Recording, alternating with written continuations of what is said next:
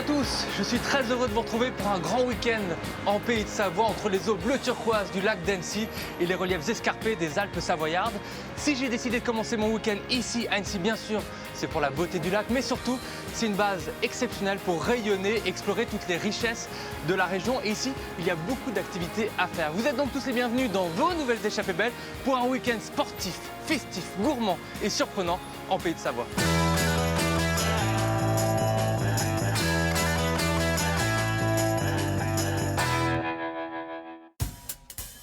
Un long week-end en Pays de Savoie, c'est la garantie de vivre 3 jours très contrastés. Tout en haut, Quand tu as des paysages comme ça, c'est vrai que ça donne pas trop envie de repartir dans les plaines. Et là, on est à plus de 800 mètres au-dessus du lac. tout en bas, On va aller dormir dans la paroi qui se situe juste derrière. dans l'eau tiède, Il fait à peu près 24 degrés, ça veut dire qu'on va se baigner. Oh là là! sur les glaciers, C'est neige éternelle ici. Hop. dans les lacs ou en montagne. On tourne à peu près à 2000 vaches. 2000 vaches, pour combien d'habitants? À peu près 2000. Mais dans tous les cas, mieux vaut tenir le rythme. Allez, on se dépêche. On est sur l'Ultra Tour du Beaufortin qui fait 105 km. Je prévois de faire le tour en 22 heures. Monsieur Georges Paccard. Merci, maître. Le moindre déséquilibre peut t'emmener à la chute. Bienvenue à Annecy, Raphaël. Depuis 10 ans, je passe devant le château et je n'ai jamais eu l'occasion de le visiter. Merci Raphaël, parce que ça, c'est une belle surprise. Salut Stéphane. Salut Raphaël. Ça va? Bien et toi, t'as l'air en pleine forme. Ah ben attends, quand on me propose de passer un week-end en Pays de Savoie, forcément, ça me rend heureux. Ah bah j'imagine. Et puis t'as vu, t'es pas au bout du monde. Hein. Depuis Paris, 3h40 de TGV. Et à partir de maintenant, c'est le bonheur assuré. Viens avec moi. T'es garé où ta voiture? Ah, moi, je suis garé pas très très loin de là.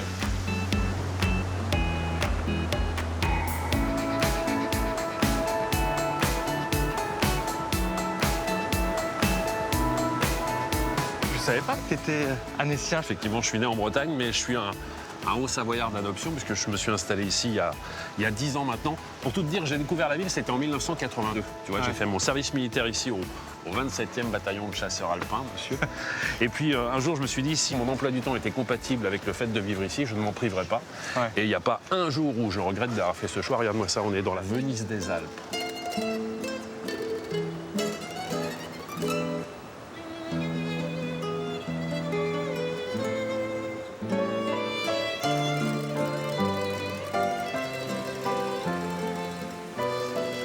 Là, c'est vraiment la carte postale d'Annecy.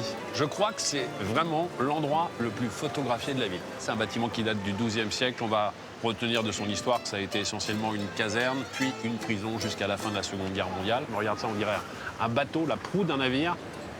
C'est pas l'océan en dessous, hein, c'est le canal du Thiou, simplement. Mais qui donne vers le lac. Ah là, on s'en rapproche, on est juste à côté. Et le Thiou qui est la plus petite rivière de France. C'est pas faux. Mais comme elle est belle. Bravo pour votre émission. Merci, madame. Si. Bravo. Je le vois souvent à la télé, alors. Merci. Bonne journée. Merci, Ah, j'adore votre émission. c'est gentil. Bien. Merci. Merci à vous, merci Bonne bien. continuation. Merci. Attention, sourire. Dites-moi sur les réseaux sociaux, vous dites pas qu'on est ensemble. Hein. D'accord? On s'embrasse. Franchement. Tout le monde te connaît ici à Annecy. Alors, rue Sainte-Claire. Là, t'es vraiment dans la vieille ville d'Annecy. T'as vu, ça circule bien aujourd'hui. Hein. Ouais, c'est pas mal. Ouais, bah, je te conseille de venir faire un tour dimanche. C'est jour de marché. C'est vraiment le lieu incontournable. Tous les Annéciens s'y retrouvent pour boire un petit café ou un petit verre de blanc, comme ils le souhaitent. Et puis c'est là où on échange. Alors, les vacances se sont bien passées. Et toi, le boulot, comment ça va?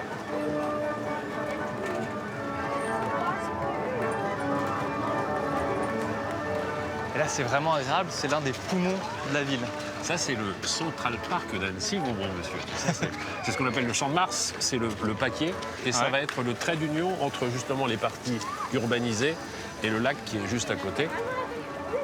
Au XVIIe siècle, il y a une dame qui était très généreuse et qui aurait fait donation de ces terrains en faisant promettre aux différentes municipalités qui allaient passer par la suite de ne jamais construire de choses en dur sur ce terrain, que ça reste toujours véritablement un espace vraiment pour toute la jeunesse d'Annecy. Et c'est vrai que ça fait le bonheur de tout le monde ici. Tu as un panorama exceptionnel, le lac est juste devant, tu as toutes les montagnes autour, que ce soit le Parmelan, le Mont-Verrier, qui va jusqu'au Lanfenay, Dent de l'Enfant, Tournette. On a toutes les montagnes, hop, qui plongent dans le lac.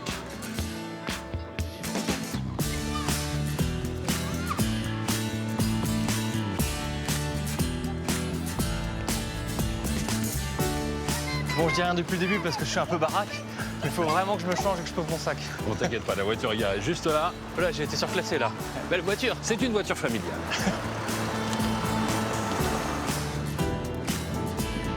Tu vois, ce qui est assez magique ici, c'est qu'en 10 minutes de temps, tu quittes Annecy, le centre-ville, et tu te retrouves en pleine montagne, tout autour. Hein.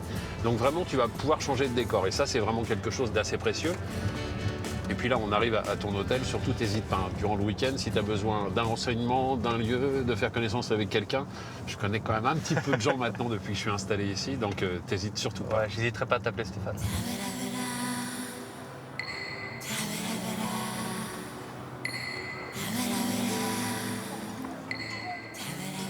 Bonjour. Monsieur, bonjour, bienvenue. Merci. J'ai une réservation au nom de Raphaël pour le week-end. Oui, tout à fait. Alors, voici votre clé de chambre. Merci. La chambre 210 située au 2e étage. L'accès se fait en empruntant l'ascenseur dans le couloir à droite. Merci beaucoup.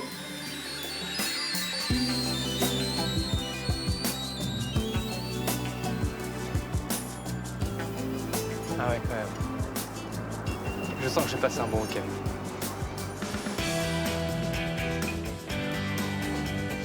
Avec le Mont Blanc, le lac d'Annecy est l'autre trésor de la Haute-Savoie. Ce lac, Julien le connaît comme sa poche. Moi, ça fait 20 ans que je plonge ici. J'ai commencé à 14 ans dans le lac, mon premier baptême, quoi. Et puis, bah voilà, j'ai jamais arrêté. Julien est moniteur de plongée. Ce matin, il emmène un ami explorer le joyau du lac, l'une des plus belles épaves en eau douce d'Europe. En fait, le bateau, il s'est rempli d'eau, on ne sait pas pourquoi, hein, mais il a coulé par l'arrière. Il est venu se planter dans la vase à l'arrière. Et puis, chance pour nous, il est retombé du bon côté. Donc, il est bien posé, bien à plat.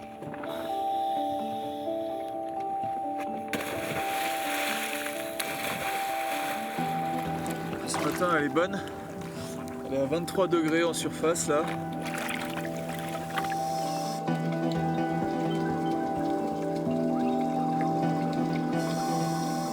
Après une descente à 42 mètres de profondeur, c'est l'arrivée sur l'épave. La différence par rapport aux épaves qu'on va trouver en mer, c'est qu'elle n'est pas du tout colonisée. T'as pas de faune fixée dessus. Tu vas pas trouver du corail, évidemment on est en lac. Hein. Je veux dire, t'as rien, t'as juste l'épave, c'est-à-dire du bois, du métal, les carreaux, et voilà, elle est presque comme elle a coulé il y a 40 ans. Quoi. Le France était le fleuron de la Compagnie des bateaux d'Annecy dans les années 30. Ce bateau mythique a eu de nombreux héritiers, comme la Belle Étoile. À son bord, Céline embarque des touristes pour une croisière d'1 heure autour du lac.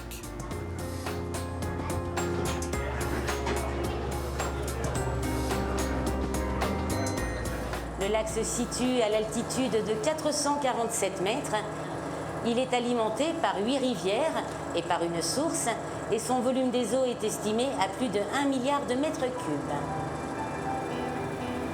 Avant de devenir la première femme capitaine sur le lac, Céline a débuté comme matelot il y a plus de 20 ans. En bonne enfant du pays, c'est une inconditionnelle du lac. J'ai tendance à toujours aller voir des lacs quand je pars en vacances, etc. Mais je reviendrai toujours au lac d'Annecy pour la couleur, pour le paysage. Je le trouve exceptionnel. Et j'ai pas trouvé mieux ailleurs.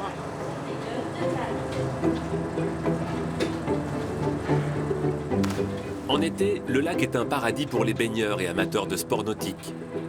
Mais ça n'a pas toujours été le cas. Il était très très sale dans les années 50, 60, où tous les égouts des habitations se déversaient dans le lac. Et c'était un véritable égout. Et grâce à un ingénieur annécien, il a décidé de construire un immense collecteur d'eau usée tout le long du lac, qui a récupéré toutes ces eaux usées et qui a purifié le lac année après année. Depuis les années 80, on a la réputation d'être le lac urbanisé le plus pur d'Europe. Entre le lac et ses habitants, c'est une histoire d'amour, célébrée chaque année par une grande fête début août. Alors c'est devant nous qu'aura lieu ce soir la fête du lac. Elle va durer un peu plus de 70 minutes. Un spectacle pyrotechnique parmi les plus beaux d'Europe, avec force feux d'artifice et jeux de musique. Le feu sera tiré au-dessus du lac. Les artificiers installent des milliers de charges explosives sur des embarcations. C'est Stéphane Batim qui supervise cette opération délicate. Une tâche qu'on fait sur la terre, mettons qu'elle mette 1 minute, sur l'eau, elle va en prendre 2 à 3 minutes parce que y a l'eau qui nous déstabilise, il y a le vent, c'est plein de petites contraintes au fait qui font qu'on met 2 fois plus de temps à faire ce qu'on fait sur la terre ferme, quoi. Après 5 jours d'installation, pour Stéphane et son équipe, c'est l'heure des derniers préparatifs. On va avoir 74 radeaux sur le plan d'eau et on aura 5 grosses barges sur le plan d'eau également. Et les barges sont déjà en position et là, au fait, c'est la fin des radeaux qu'on envoie parce qu'on est maintenant à peu près à une trentaine d'heures du show et donc du coup, le temps passe et il faut se mettre en place. Ce feu d'artifice hors norme est l'un des plus grands d'Europe. C'est la première fois que Stéphane l'organise. Pour le jeune chef artificier, c'est une consécration.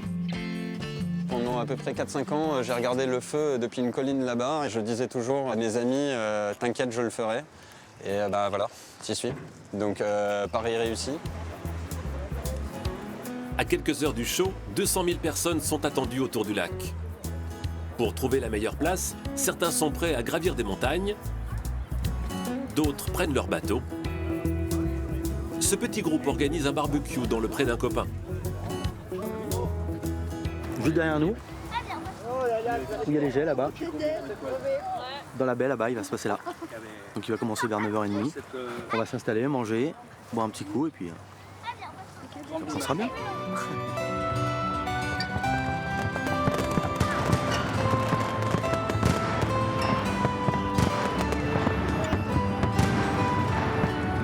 Les lumières qui brillent plus. Maman, tu préfères lesquelles? Ceux-là, j'aime bien. Bien les cœurs. Que les cœurs. Que les cœurs? Ouais. La fête du lac commémore le rattachement de la Savoie à la France il y a 150 ans.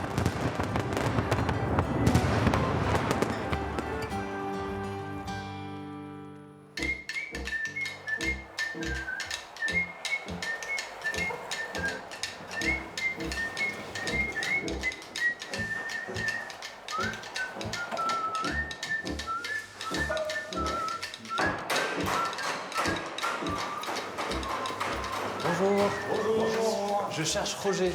Ah, vous allez trouver juste un peu plus loin, là, sur votre gauche. D'accord. Juste dans l'atelier, là. Merci. Roger? Bonjour, pas Roger. Ah. Roger doit être dans l'allée, sur son bateau, là-bas dans l'allée. D'accord. Je suis un peu perdu. Roger. Je vous ai trouvé. Eh bonjour. Raphaël. Enchanté. Ça va? Ben ouais, on est en train de poncer. Quand on ponce, on ponce à rien.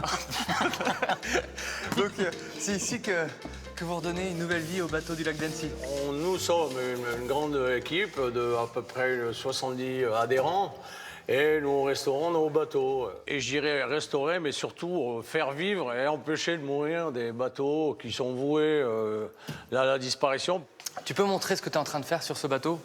Déjà, quelques mots sur le bateau. C'est un Constantin, c'est un bateau français. Constantin, c'était un architecte naval dans les années 55-60. Ce qui est intéressant dans ce bateau, c'est que c'est un moteur français. Et c'est un moteur de 403 Peugeot. Un moteur de voiture? De voiture, de 403, donc, et qui a été spécialement trafiqué pour que le refroidissement ne soit pas par air et par eau. Et ça te prend combien de temps de restaurer un bateau? Là, ça fait déjà ça fait plus de 6 mois que je suis dessus parce que, en fait, quand il est arrivé, c'était une épave. Donc, on est obligé de découvrir comment c'était installé, de tout refaire. Donc, ça veut dire 6 mois tous les jours ici, sans ta femme, avec ta bande de potes. Non, mais oui. Mais... C'est une retraite joyeuse, ça. Et je peux voir d'autres bateaux? Ah ben ouais, on va aller voir le château de Jacques. C'est le bateau historique des Vieux Safrans. Tout en bois de 1916, magnifique. Ça sent la résine? Ça sent la résine parce qu'on utilise du pin d'Oregon pour les barreaux et c'est un bateau qui date de 1913, qui est le numéro 16 et qui a été un bateau mythique sur le lac d'Annecy puisqu'il y en avait à peu près entre 15 et 30 selon les années. Et là, il en reste combien maintenant? Alors 2 dans la région parisienne et celui-là qui est en restauration complète. Ah oui, c'est une pièce unique. C'est une pièce unique, oui.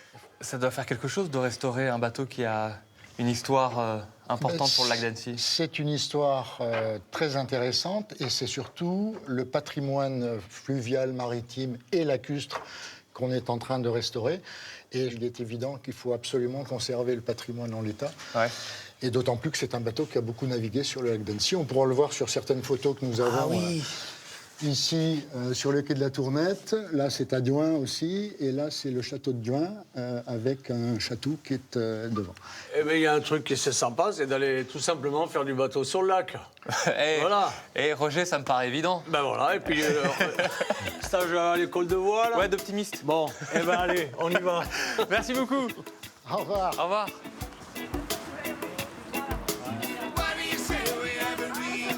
C'est quoi comme type de bateau? Eh ben là, tu viens de monter sur Daniela, qui appartenait à la Marine nationale.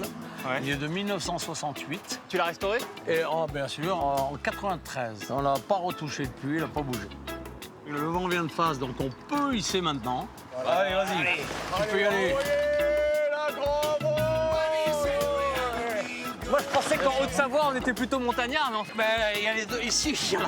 Allez, on tire, il faut tirer, allez, tire, jette, allez, on se jette. Allez, je ravale. Mais Lâche. Non, je peux pas lâcher. Si, non, il faut, voilà, ça y est, allez, reprends, allez. Encore? Tire, ouais, et laisse, on revient, hop, encore. Je rappelle que t'es tombé sur le plus grand marin de tous les Savoyards. Comment ça va, Roger? Pile à l'heure, Stéphane. Eh mais je crois pas. Tu vas bien? Tu vas bien. Ça fait plaisir. Vous connaissez bien? Ah, on se connaît un petit peu, ouais. On se connaît un petit peu. Me dis pas que tu vas venir avec nous. Bah si. Putain, mais magnifique. Ah, ça fait plaisir.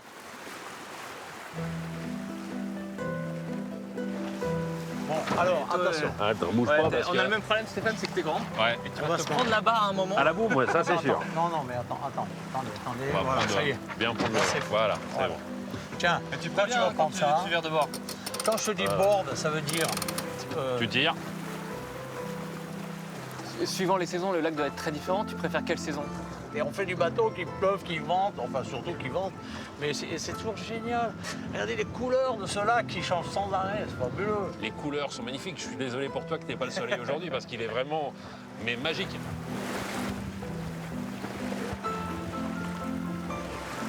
Alors tu vois, tout ce côté-ci du lac, on dit que c'est le coin des enfants gâtés. T'as le soleil du matin au soir, t'es sur la rive est, là, toi, quand t'es de l'autre côté, avec le Semnos, parfois le soleil, tu le perds un peu à certaines périodes de l'année. Puis de ce côté-ci, t'as surtout un joyau. C'est ce château de Menton-Saint-Bernard. Alors, une chose est sûre, Walt Disney est venu séjourner ici au siècle dernier, pendant quelques temps, et on dit qu'il se serait inspiré de ce château pour créer celui de la Belle au Bois d'Orme. Je garde le même cap, hein, Roger. C'est pas une légende. Le lac d'Annecy est le lac le plus pur d'Europe. En régate, moi je fais ça. Là, regardez, c'est pas joli ça. Ouais. Alors, voilà. Ouais. Et toi aussi, tu veux être Roger? Bah, bois du l'eau du lac. Magnifique. Voilà. Fait 20 ans que je bois de l'eau du lac. Bon, peut-être que ça m'a fait perdre mes cheveux.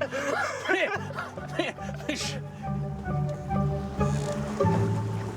Ça, c'est le château de Ruffy. On l'appelle aussi le château de Douin, parce que c'est effectivement cette petite commune qui se trouve ici. Mais malheureusement, il est fermé au public. Mais j'aimerais bien voir à quoi ça ressemble. Vraiment. Mais je sais que t'as un peu l'âme d'un pirate, Roger, mais on peut pas faire une petite escale sur la presqu'île? Ah bah, sûrement. On fait le tour. Ah bah, on y va. Allez, à l'abordage. Les voyageurs aux petites valises sont priés de prendre la porte de gauche. Voilà. Salut les potes. Salut. À bientôt, Roger. À bientôt. Ouais, génial. Ciao. Bon, Stéphane, j'ai une petite surprise pour toi. Oui. Si je t'ai appelé aujourd'hui pour naviguer, c'est que j'ai appelé le propriétaire et exceptionnellement, on va pouvoir visiter le château ensemble et je pense que ça va te plaire. On n'est pas complètement des pirates alors? Non, on est des marins d'eau douce. Ouais, mais pour aller visiter le château, ça me va, marin d'eau douce. Moi, je suis preneur. Bonjour Hugues, ça va? Ça va, ouais. Bonjour, merci de nous Stéphane. accueillir. Très heureux. Allez-y, entrez, je vous en prie. Depuis 10 ans, je passe devant le château et je n'ai jamais eu l'occasion de le visiter. Bah, c'est une occasion un peu rare, mais on va essayer de faire changer les choses. Ta famille est propriétaire depuis combien de temps? 150 ans environ, le milieu du 19e. L'origine est estimée au 10e, 11e siècle. C'était une forteresse qui appartenait au seigneur de Douin. À la Révolution, ça a été acquis comme bien national. Il y a eu plusieurs propriétaires et acheté par le baron de Ruffy en 1837. Alors, il lui a donné non seulement le nom du château, et il lui a donné cette configuration qu'on lui connaît aujourd'hui. Voilà, effectivement, il a fait beaucoup de changements qui étaient la mode de l'époque. en créant une toiture mansardée avec ardoise et zinc. Ça a été entièrement refait, ça, non? Ah, c'est en cours. Il y a une jolie petite surface. Ah oui, oui, oui. Et puis surtout, la vue, là, sur le promontoire, sur le lac. Magnifique ici. Ouais. Alors, je vais vous montrer l'endroit le plus romantique du site, quand même, qui est un pavillon de musique où la marquise de Sales jouait de la harpe au bord de l'eau. Et toi, quand tu étais plus jeune, c'était une salle où tu venais avec tes cousins Ah bah oui, t'amuser? oui, nous on campait dans le parc et ici on prenait les petits déjeuners. Sympa. C'est vraiment resté dans son jus, ça? Le parquet est du 18e, les peintures aussi, je pense. Il y a quelques fissures au mur. Ah oui, ça date des années 90, du tremblement de terre qu'il y a eu sur Annecy, où ça a un peu endommagé le bâtiment. Attends, je peux carrément plonger d'ici? Enfant, on plongeait à partir du mur, là. C'est la grande compétition ici. À quel âge on va commencer? Mais il y a un apic, là, vraiment? Ah oui, ça tombe tout de suite à 40-50 mètres. Je suis bien parce que c'est le clapotis de l'eau avec cette vue. Tu vois, moi, je suis parti là. C'est juste extraordinaire. Les baignades au clair de lune aussi, alors ça, c'est un truc magique, quoi. À chaque fois, c'est... Les bains de minuit. Ouais, les bains de minuit. On peut pas en parler. Ouais, voilà.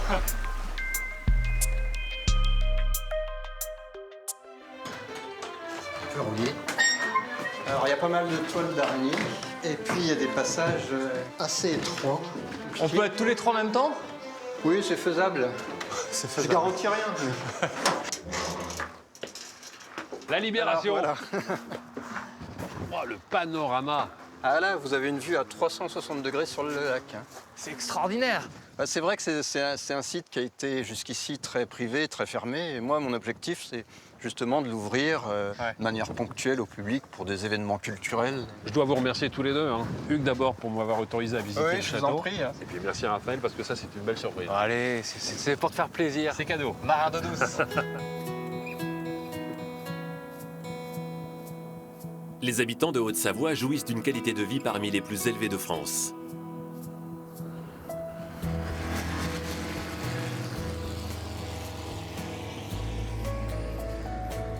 Patrick est un retraité qui profite de son temps libre. Moi, je vole plusieurs fois par semaine. Donc là, on arrive au sud d'Annecy, de notre petite mer à nous, quoi. Aujourd'hui, Patrick va faire sa petite promenade préférée, le tour du Mont Blanc. Et après seulement 20 minutes de vol, le spectacle est au rendez-vous.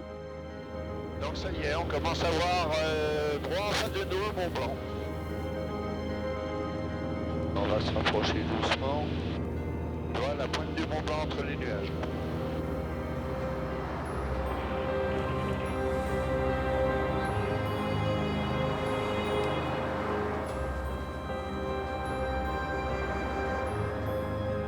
C'est un festival de glaciers et de sommets mythiques.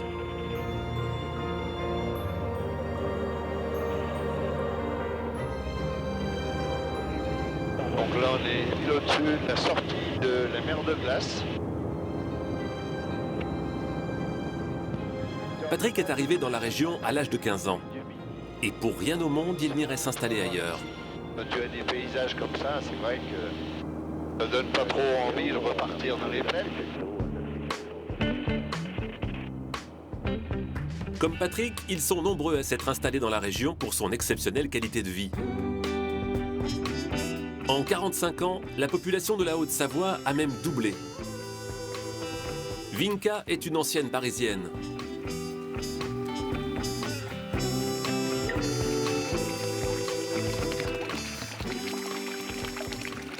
Ici, on est vraiment privilégiés parce que bon, les Aravis, c'est une région chère, mais on peut quand même s'offrir une qualité de vie qu'on ne pourrait pas s'offrir à Paris parce qu'il faudrait être, enfin, je ne sais pas où, pour avoir ça, pour avoir un habitat aussi grand. Qu'est-ce que vous allez faire? Avec son mari, elle a racheté cette ancienne ferme d'alpage. On allie nos compétences. J'ai trouvé la maison, il la rénove. Bonjour. Bonjour. Alors on va. Voilà. Enchantée de vous accueillir.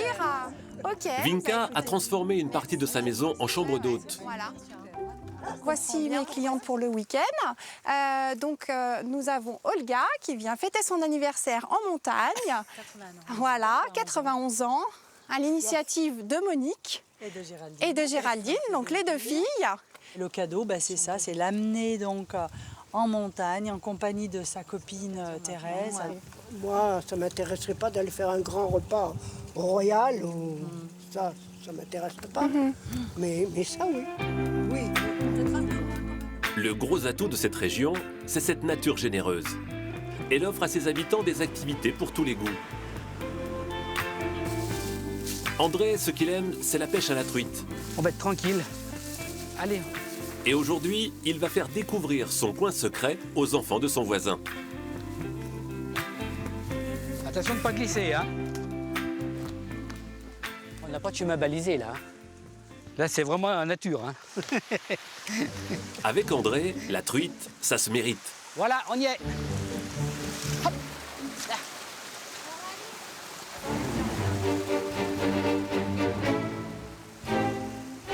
Hop là, t'as vu, hop, elle a pris, ça y est. Hop là. Voilà, c'est un vrai fario. Voilà, vrai fario. Hein. Fario, voilà. Elles sont magnifiques. On va la relâcher. André vient pêcher ici depuis qu'il a 12 ans. Moi, ça, c'est ma drogue. Hein. C'est ma drogue de la semaine. Il faut que je vienne au moins 2 fois dans la semaine. Alors, moi, je ne pourrais pas me voir ailleurs qu'ici. Hein. Pas dans une grande ville, déjà. Bon, alors là, il y a encore un joli trou là. Allez, on y va. Attention là, hein, passez plutôt par là. Hein. Si tu veux prendre du poisson, il faut faire le plus de chemin possible. Tu vois ce que je veux dire? Ah, ouais, ouais. Voilà. Faut pas rester 1 heure dans un trou. Tu pêches, si ça ne mord pas, tu t'en vas. Voilà. Hein? Allez. Avec André, la pêche est miraculeuse. Ça, c'est les beaux poissons, hein. J'attaque comme ça. Donc là, allez, hop là, voilà, bravo, bien. Ta première truite. Mais moi, mon truc principal, voilà, c'est surtout la qualité de la vie. Voilà, c'est ça. Hein. Surtout d'être bien dans un univers. C'est magnifique, magnifique. Voilà. C'est vrai il en faut pas beaucoup. Comme on dit, il en faut peu pour être heureux. Allez, on y va. Une qualité de vie qui attire de plus en plus de monde. Le revers de la médaille, c'est qu'en Haute-Savoie, le coût de la vie s'envole. Il est le plus élevé de France, juste derrière la région parisienne.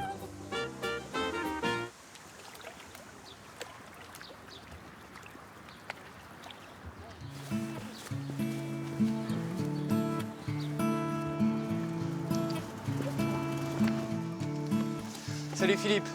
Salut Raphaël. Ça va? Bien et toi? Oui, très bien. J'ai préparé mon sac. Tu m'avais dit au téléphone des habits chauds. Oui. Mais je sais pas où je vais. Ça, c'est la surprise. Ouais. On va traverser le lac, et puis on va remonter en face, et puis après, on va voir ce qu'on va faire. D'accord. Le bateau nous attend.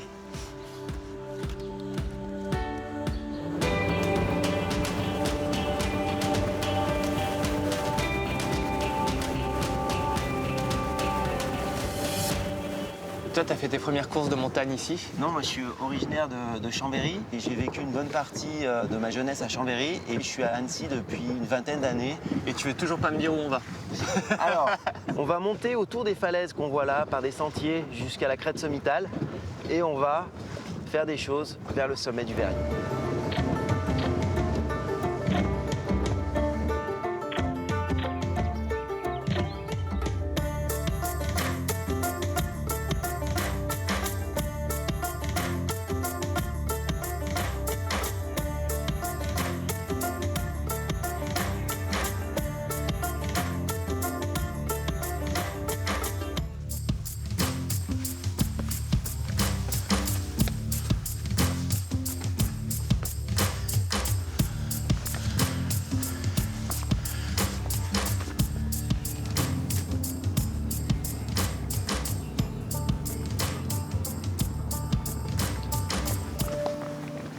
Alors là, Raphaël, on va aller chercher la fraîcheur de la cascade d'Angon.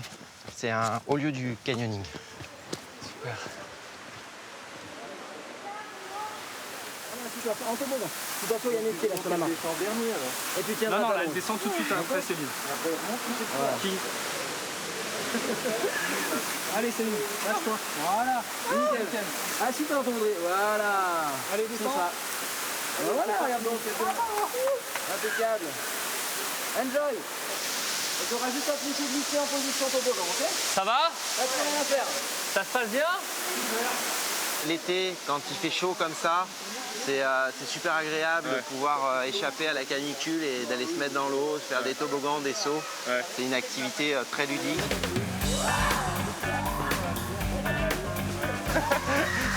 Là, c'est la partie un peu plus raide, là. Je pense qu'elle a vécu un grand frisson. Un grand moment. Ah, je pense. Vas-y, lâche tout.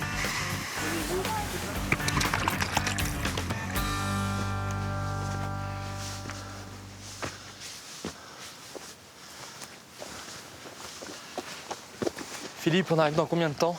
Il nous reste à peu près 30 minutes là pour arriver au sommet du Verrier. On peut courir aussi si tu veux. Tu veux qu'on court? Ah ouais, je te suis, hein.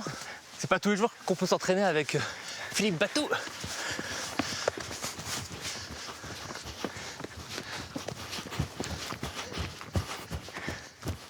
Va pas trop vite.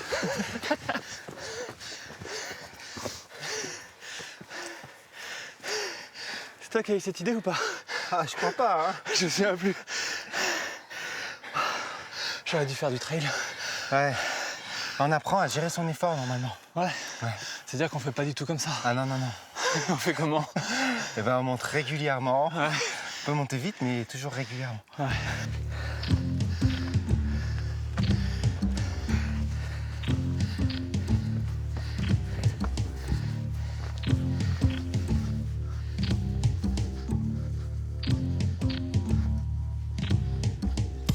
Bon alors, comment tu trouves la vue?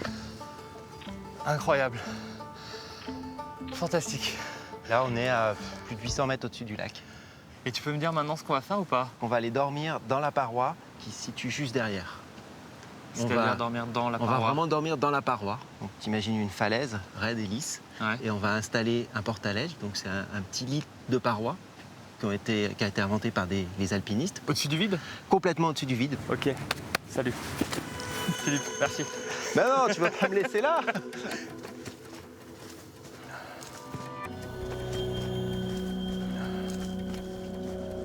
On est arrivé. C'est où? Notre chambre d'hôtel est juste en dessous là. D'accord.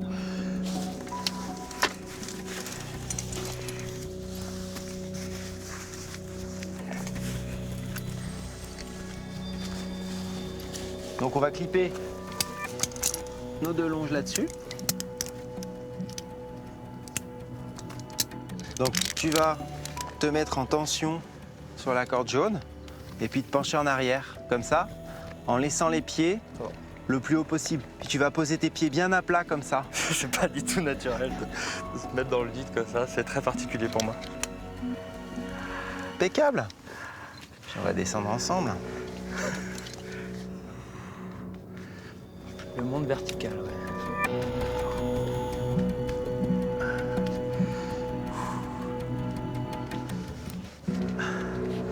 Fantastique. Ouais, je regarde pas trop en bas, mais on est bien, hein? On est bien là. Attends, ouais. On va commencer regarde là. Eh ben voilà. C'est bien là, tu prends confiance dans le matériel. Et puis je sais que t'es là surtout. Il y a une belle lumière.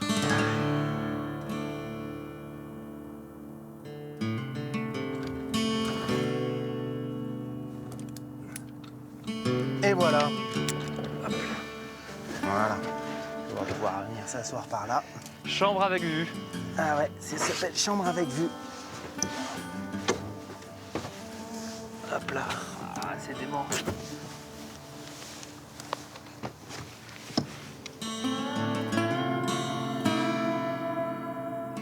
Comment c'était venu l'idée de faire dormir des gens sur un porte-à-ledge? Avec mon ami Guillaume, on a fait des voies un peu partout sur la planète. On a passé beaucoup de nuits.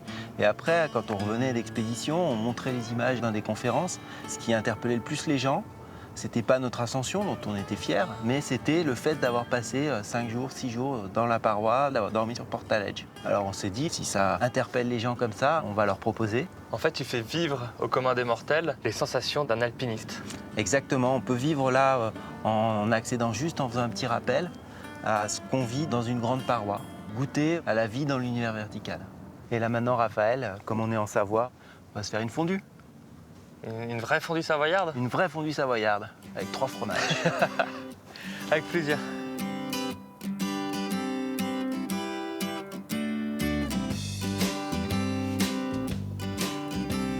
Tu tournes en 8? Ouais, il paraît qu'il faut toujours tourner en 8. J'imagine que quand tu dors comme ça en montagne, tu dois avoir la beauté du silence. C'est un monde à part où on est quand même déconnecté du reste. Bah là, ouais, ne serait-ce que tout simplement de dormir sans toit, avec le ciel comme couverture, c'est magique, quoi. On a des millions d'étoiles au-dessus de nous. On voit passer les étoiles filantes, les planètes qui avancent. C'est voilà, un bivouac, j'invite tout le monde à découvrir ça et à faire un bivouac un jour dans sa vie. Ouais. Dormir à ciel ouvert.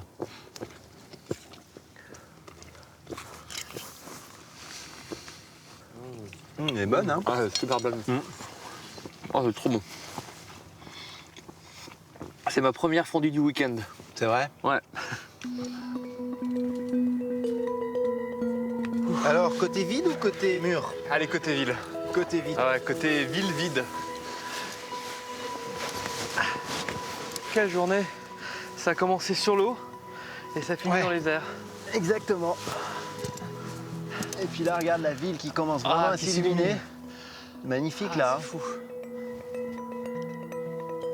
Bonne nuit, Philippe. Bonne nuit. Faites beaux rêves. Toi aussi.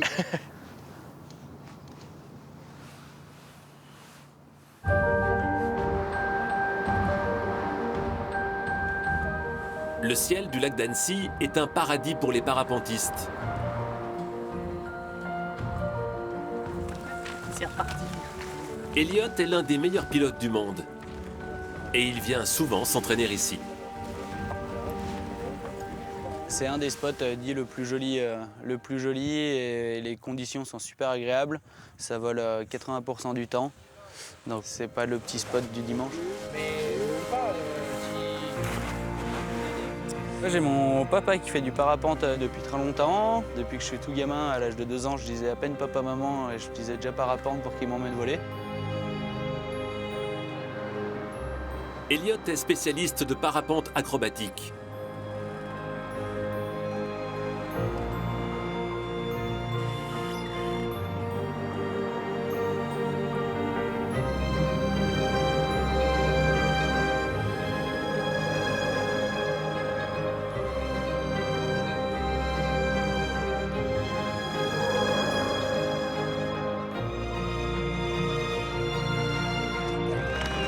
Comme lui, les meilleurs pilotes de la planète se sont donné rendez-vous sur le lac d'Annecy pour les championnats du monde.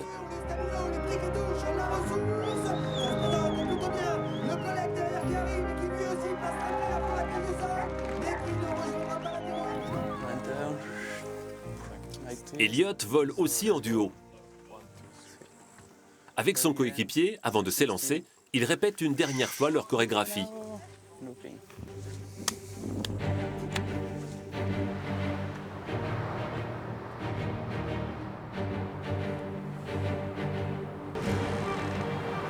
Plus on est prêt, plus c'est joli, plus c'est visuel et on sait exactement comment son coéquipier vole, on sait les réactions à peu près qu'il va avoir à l'avance.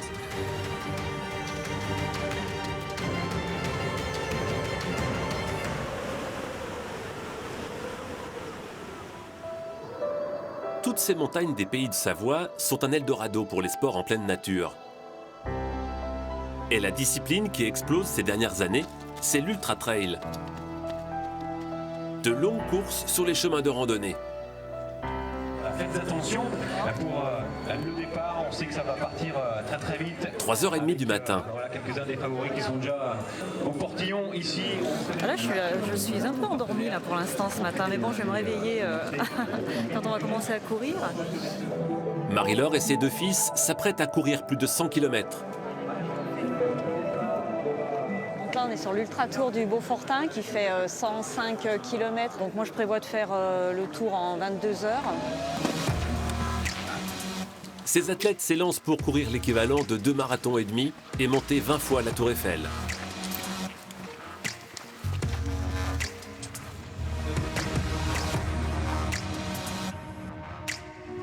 Après 6 heures de course, Marie-Laure est un peu fatiguée, mais heureuse. Il y a le plaisir de se dépenser, du paysage. Puis la tranquillité, là. On a l'impression d'être seul au monde. Marie-Laure est une enfant du pays. Ces montagnes, elle les connaît depuis toujours. Ça reste sauvage, le Beaufortain. Et c'est ce que j'aime. C'est ce que je recherche, en fait. Avec ses reliefs abrupts, les Alpes sont le plus grand terrain de jeu d'Europe pour ces coureurs de l'extrême. Tout le long de son parcours de 105 km, les amis de Marie-Laure sont là pour l'encourager. Elle va pas tarder là. Allez Marie. Allez go. Allez c'est bien. Allez Marie, Ça va être dur. Ouais, je vais manger un peu du salé. Elle endure la douleur. Parce que moi j'ai vu des fois où franchement je lui disais d'arrêter, elle a continué, mal, blanche comme un linge, elle s'arrêtait pour vomir, mais elle finit. Petite pause de 5 minutes pour le ravitaillement. Marie-Laure est bien entourée. Tu changes les chaussures ou pas? Dans la grande poche derrière, j'en ai mis. J'ai encore une fiasque à remplir d'eau. Ah oui, les pieds, ouais, je suis contente, ça va. T'as pas trop d'ampoule? Ah non, rien du tout. Non, ça va. Les cuisses, ça va. Oui, merci. À tout à l'heure. Merci. Hein. Encore 60 km à parcourir pour Marie-Laure. Comme elle, ils sont des milliers chaque année à se lancer ce défi un peu fou de courir un ultra-trail.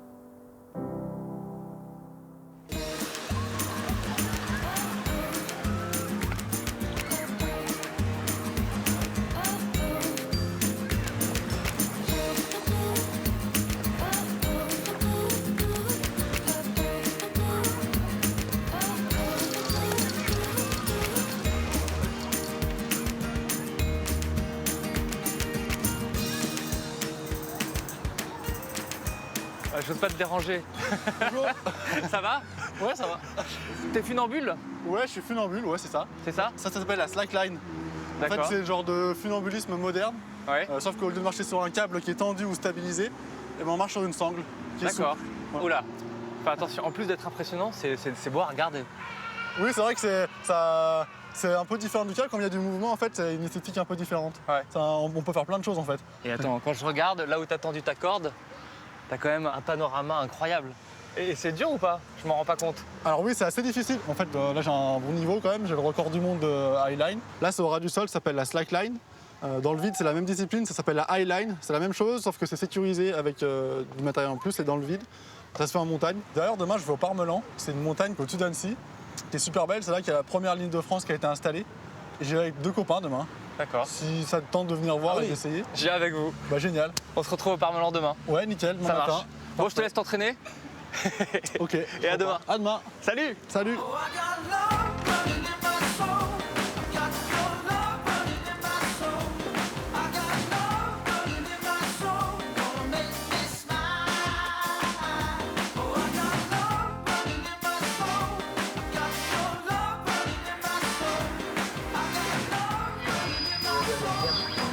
Bon, alors le texte c'est Radio Moon. Radio Moon.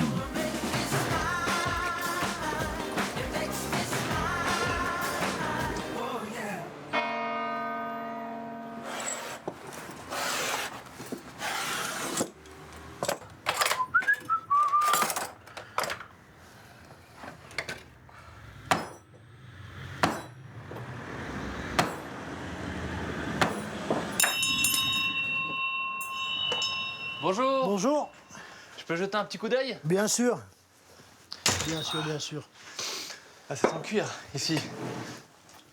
Vous faites les cloches? Non, non, pas du tout. Non? Moi, je fais uniquement la partie cuir. C'est-à-dire que j'achète les peaux de vache et je taille dedans. Comment ça s'appelle? C'est pas des ceintures? Des courroies. Des courroies pour les vaches. Voilà. Alors, les grosses que tu vois là, ça, c'est des cloches qui servent uniquement pour la transhumance et les concours. Puis après, ils mettent des plus petites. Voilà, des choses comme ça. C'est un vrai travail d'artisan, ça. Tout fait à la main. Et c'est toi qui choisis les cloches ou c'est les Non, agriculteurs? c'est l'agriculteur qui choisit, comme un chef d'orchestre. C'est-à-dire Ouais. qu'il essaye de mélanger des sons de façon à faire une harmonie. D'accord. Ouais, parce que. Ah ouais. Ça, c'est la Sympa, hein. symphonie des alpages, ça. Sympa. Ouais. Tu travailles sur quoi en ce moment? Là, je suis en train de faire une courroie de cloche, comme tu vois là-bas. Attends, je finis de mettre mon rivet. Voilà. T'as appris le métier comment? Avec la tuile Hippolyte, regarde. C'est sa photo là-haut. Ouais. Le monsieur avait 74 ans quand il m'a pris en apprentissage. T'avais quel âge, toi? 15 ans. On a passé des moments fantastiques. J'ai appris à bosser comme les anciens, quoi. C'était comme mon grand-père, quoi. Vous êtes nombreux à faire ça, dans le coin?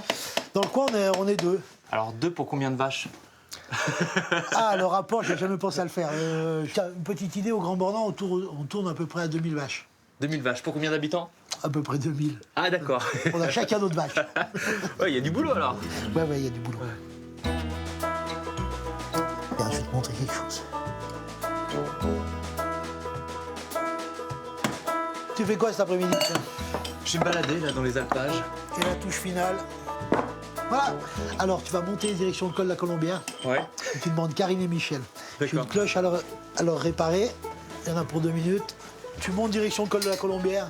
Tu vois les dernières fermes là. Ok. Voilà. C'est au bout. Allez, tiens. Merci Didier. Merci à toi. Ouais, à bientôt. Et puis à bientôt, ouais. Ouais, quand je repasse, je viens te voir. Exactement. Salut. Ciao, merci.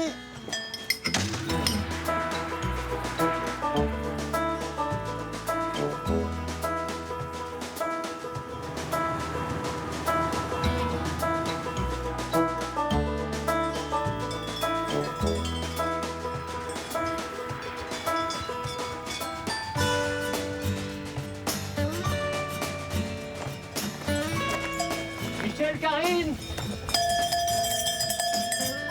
Y'a quelqu'un?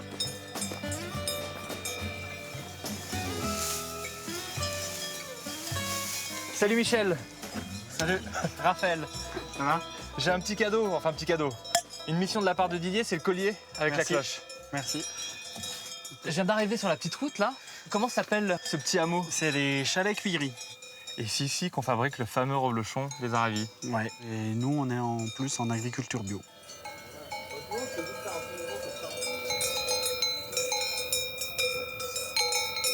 Allez, on s'assoit, on boit un coup, il fait chaud. Et t'as commencé à quelle heure ce matin? À 5h moins le quart. Ouais, quand même. Donc je vais chercher les bêtes, elles restent dehors la nuit, on les rentre. Ensuite il y a la traite, ensuite on transforme le lait en reblochon. Ouais. Et puis après la journée, on s'occupe, on fait s'il y a du foin à faire. Bonjour. Je te présente mon épouse, Karine. Enchantée. Enchanté. Tu t'es aussi réveillé à 5h moins le quart? Non, moi je me lève un petit peu plus tard. Je gagne 3/4 d'heure. D'accord. 5h30 pour moi. Ouais. Et la prochaine traite, est à quelle heure? 17h. 17h. Une traite toutes les 12 heures, ouais. C'est les vaches qui donnent le rythme. Ouais. Ils sont descendus aujourd'hui, il fait chaud, elles se sont rapprochées de la ferme. Donc on va aller les rentrer. Ouais. Tu t'appelles comment? Diane. Diane. Bon, moi je vous laisse, je vais devant, hein. Ok. Tout à l'heure. Tout à l'heure. Nous on va où? On va pousser les vaches, on va passer derrière. C'est quoi comme race de vache? Alors on a 3 races dans la zone reblochon. Donc Abondance, Ouais. c'est en majorité la race qu'on a dans nos troupeaux. Celle qui a. Voilà, un œil des marron. lunettes. Ouais. Ensuite il y a la Montbéliarde qui est un peu plus blanche. Et après on a la Tarine. C'est une vache qui vient plus des pays de Savoie. Pousse, reste derrière. Allez. Allez, pousse-les. Pousse. Allez. Allez vache. Viens, Diane.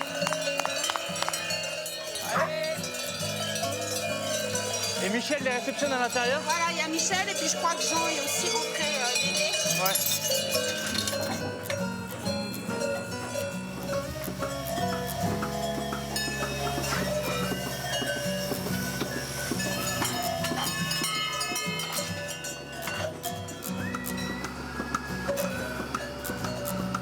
Tu la bloques, Hirondelle, après? Oui, après tu le mets.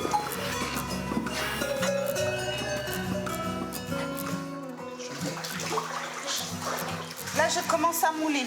D'accord. Et l'affinage, tu le fais ici? Tout se passe ici. On va garder les fromages une bonne huitaine de jours. Et après, ils partent en cave 3 semaines. Quand on dit qu'un reblochon est fermier, ça veut dire quoi exactement? Donc ça veut dire que le fromage est fait à la ferme, avec un seul lait d'un seul troupeau. Donc on l'identifie avec la pastille verte, tout simplement.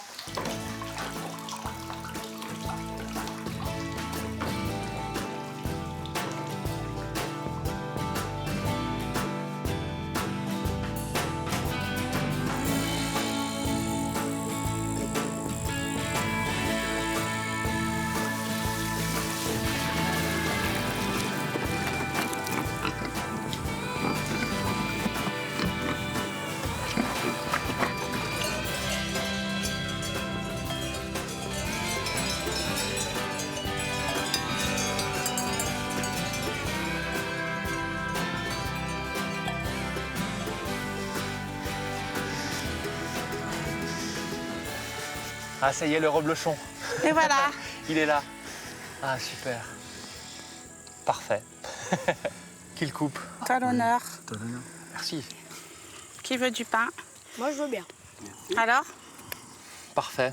Pas trop jeune comme j'aime. Et surtout avec ce petit goût de noisette prononcé à la fin. Il est délicieux. T'en veux aussi un peu, Diane? Elle a bien bossé. Vous, qu'est-ce que vous préférez? Au Chinaillon, Grand Bornand? Tout, il n'y a pas de préférence. On aime l'hiver, on aime l'été. Chaque saison est bien marquée, différente. Elles ont toutes leurs bons côtés. On a une belle qualité de vie. On est avec nos enfants.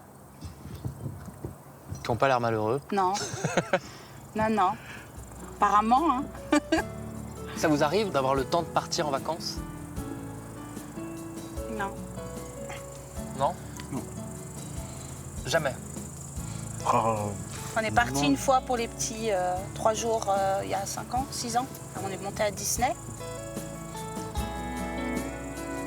Ah, une dernière tournée de reblochon. Et, Allez, merci Raphaël. Ouais.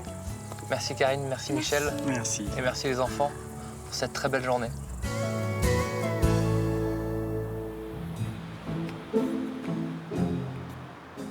En été, dans les stations de ski, la principale activité, c'est la randonnée. Mais ici, certains vacanciers semblent s'être trompés de saison. Et pourtant, tout en haut de la station de Tignes, en plein mois de juillet, la neige est bien là. Tonique, mec! N'oublie pas la poussée de pied. Tac. Voilà, allez. Chaud. C'est neige éternelle ici, on est à 3500 mètres d'altitude et du coup il y a de la neige toute l'année. Donc voilà, on peut skier l'été, l'automne, l'hiver, un peu tout le temps. C'est bon, allez, go! Go for it, my man! Pour profiter de cette neige d'été, il faut se lever tôt. On attaque le ski à 7 h du matin parce que la neige fond très vite, il fait très chaud. Ensuite, fin de matinée, ça commence à être vraiment souple, comme on dit dans le langage du ski. Donc très très mou avec les skis qui s'enfoncent dans la neige. Un peu plus difficile pour monsieur tout le monde. C'est plus les passionnés qui vraiment sont accros du ski et qui ne peuvent pas s'empêcher d'attendre l'hiver prochain. En France, il n'existe que 2 stations où l'on peut skier en été, Tignes et les Deux Alpes. Dans les autres stations, plus basses en altitude, c'est l'heure des travaux. Patrick et son collègue profitent de l'été pour entretenir les pistes avant la saison d'hiver. Alors ici, on est sur une piste rouge, donc versant nord. On est un petit peu sur un dôme, très exposé au vent. On met en place des filets de barrière neige, parce que s'il n'y avait pas ces filets, automatiquement, toute la neige avec le vent serait déposée carrément dans la combe à côté, quoi. Cette piste rouge a une petite particularité. Elle a été baptisée du nom de ses principaux occupants. Ici, c'est la piste marmotte. On a un terrier marmotte. On voit des trous un peu partout. Elles ne sont pas du tout paniquées, quoi. Elles sont très bien ici. Tout l'hiver. Elles dorment tranquilles, elles hibernent. Et le bruit des skis sur la neige, je ne pense pas que ça réveille les marmottes, quoi. En été, la station des Jets dévoile ses richesses naturelles. Pour les découvrir, il faut aller se balader avec Michel. En principe, vas-y, c'est ouvert, vas-y, go. Allez-y. On a la chance d'avoir des endroits extrêmement préservés. Même les gens du coin ne les connaissent pas nécessairement. Je vais vous amener aujourd'hui dans des endroits où on va découvrir des plantes qui sont rares ailleurs, mais abondantes au Gers. Michel est un spécialiste des fleurs sauvages et de leurs vertus. Donc on va marcher, et chaque fois que je vais voir une plante qui sera intéressante, on va s'arrêter. Cette plante, c'est ce qu'on appelle le tussilage. Il y a comme une espèce de toile d'araignée qu'on peut enlever. Vous voyez ça? Et avec le tussilage, on fait un très bon beignet sauvage. Un peu plus bas, Michel a repéré un coin où pousse une reine des montagnes, sa fleur préférée. Vous voyez cette petite gentiane là qui fleurit? Voilà, c'est la gentiane pourpre. Voilà. 1, 2, voilà. Donc là, si vous voulez, j'ai déterré une petite racine de gentiane. Donc c'est très très amer, mais ça fiche la patate. Tu veux goûter? Ça me fait penser un peu à la pomme de terre crue. Ces prairies offrent une abondance de fleurs médicinales.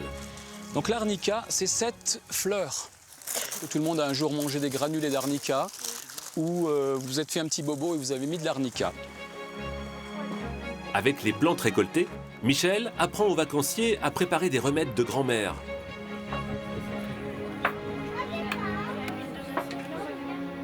Alors pour faire de l'huile d'arnica, on prend des fleurs d'arnica et ensuite on met la moitié de l'huile, la moitié en huile d'olive et la moitié en huile de tournesol. Le résultat, une huile d'arnica maison pour soigner les bobos. C'est aussi ça, les vacances dans une station de ski en été.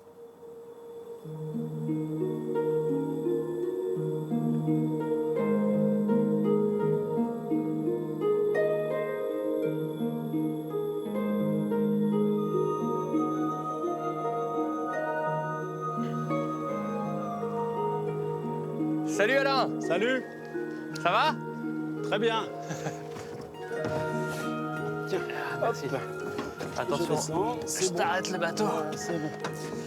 Salut. Voilà. Ça va et toi? Ouais. Je me rends pas compte de la superficie du lac. Il fait 5 km². C'est un triangle, hein. La pointe est là. Il continue derrière la Il continue là, derrière à gauche, derrière cette pointe. Et la plus grande largeur est là-bas au bout. Il va falloir que tu m'apprennes aussi à pêcher parce que je suis pas très fort. J'ai pris une deuxième canne à pêche pour te montrer. Génial. Voilà. C'est où ton spot de pêche? Il y a 5 ou 6 collègues qui sont là. C'est bon signe. Moi j'ai un sonar, on va le mettre et on va regarder s'il passe du poisson. Non mais c'est génial, vous êtes ultra connectés au lac d'Aiguebelette. On peut voir la profondeur, la température de l'eau. Il fait à peu près 24 degrés, ça veut dire qu'on va se baigner. Ouais. Et les poissons qui passent. Oui, absolument. Bon allez, comme on risque d'y passer des heures, hop, le chapeau pour le soleil, les lunettes de soleil. Et surtout, pareil. Il faut trouver la bonne position. Correctement. Voilà.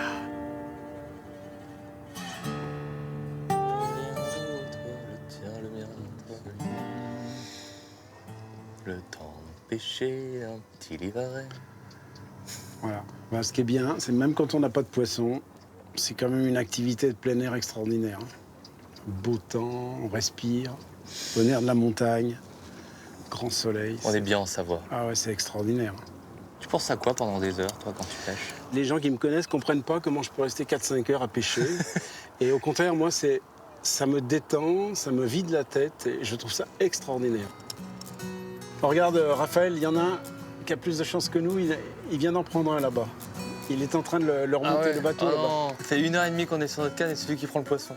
Eh ouais, je savais que tu venais aujourd'hui, j'avais demandé à ce qu'ils se pointent les poissons, mais ils m'ont pas forcément obéi. Ouais.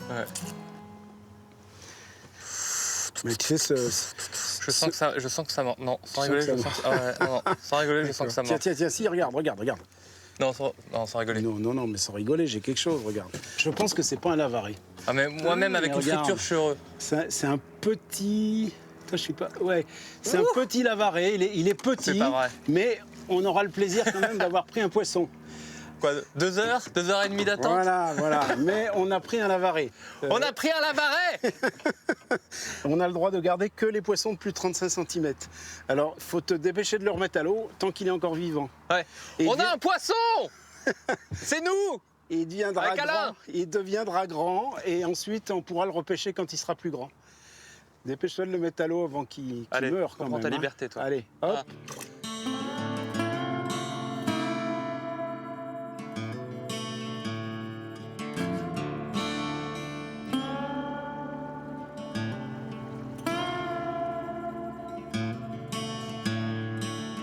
On va manquer d'eau, il va falloir tracter le bateau, mais courage, nous arrivons.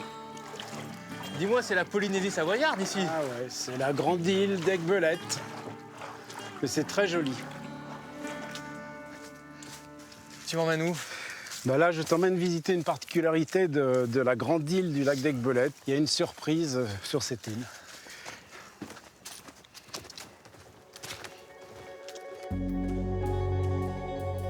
La première chapelle d'origine a été bâtie sur le lieu d'un tombeau qui, lui, datait des années 400 et qui était un temple païen sous les Romains. Donc il y a eu une première chapelle érigée qui a dû s'écrouler et là, c'est un riche donateur dans les années 1800 qui a bâti cette chapelle dédiée à la Vierge. D'accord. Alors, elle sert une fois par an. L'évêque de Chambéry vient bénir l'île et puis à l'endroit où on a débarqué les bateaux, les pêcheurs arrivent et il bénit les bateaux. Ça fait comme un petit pardon à l'échelle du lac d'Aiguebelette.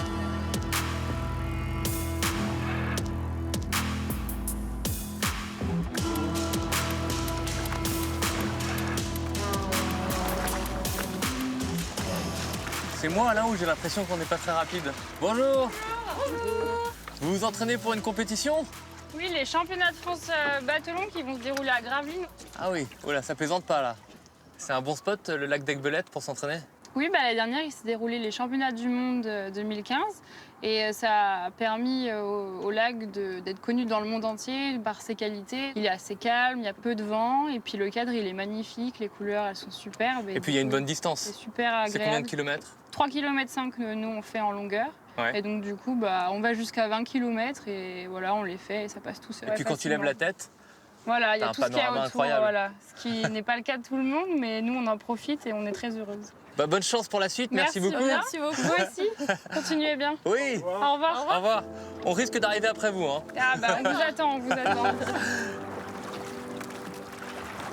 Merci beaucoup Alain pour cette balade et pour cette découverte du lac d'Aiguebelette. Maintenant, il va falloir se baigner. J'ai pas d'échelle. Oh là là! Profite bien de ta baignade. Merci beaucoup Alain. Et à bientôt. Salut. Au revoir.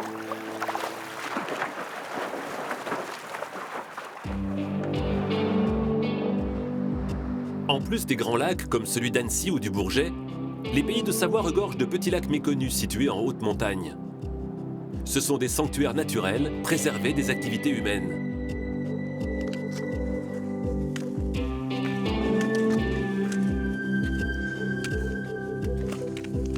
Rémi et son père sont des photographes passionnés par ces lacs d'altitude. Parce que l'idée, c'est d'aller voir les lacs qui sont au-dessus, donc en plongée. Alors en plongée apnée, sans bouteille. Ces lacs, ils en ont déjà exploré des dizaines. Mais celui d'aujourd'hui, ils vont le découvrir pour la première fois. Oh là là, il est joli. Oh là là, regarde les couleurs. Ce petit bijou, à 2500 mètres d'altitude, est situé en face du Mont Blanc, dans la réserve des Aiguilles Rouges. Arrivé à proximité, Rémi commence à visualiser les photos qu'il va prendre. C'est pas immense, hein, donc je pense que je vais être un peu limité sur le décor, mais je pense que déjà comme ça doit vraiment être joli. Enfin, si l'eau est vraiment aussi claire qu'elle a l'air ici, là, c'est... Enfin, déjà la couleur, elle donne vraiment envie d'essayer en tout cas. Ce lac de montagne est gelé 8 mois sur 12.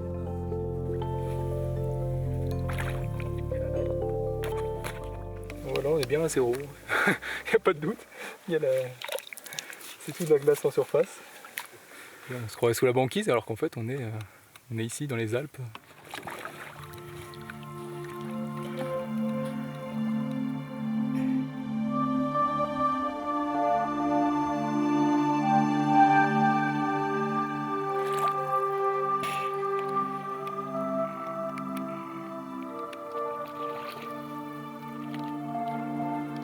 assez étonnant, c'est une espèce de bleu intense tout le long. Du coup c'est pas facile pour la photo, parce qu'entre le blanc et le bleu, on se perd un peu. Mais c'est très joli, il y a plein d'espèces d'aiguilles de glace au fond.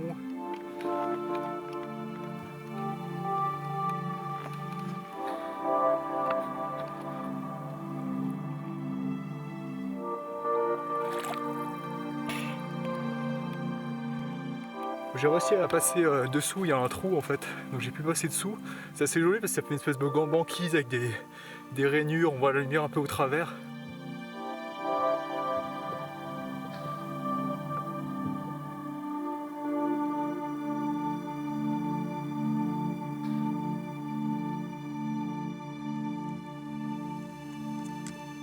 J'avais jamais vu ça encore.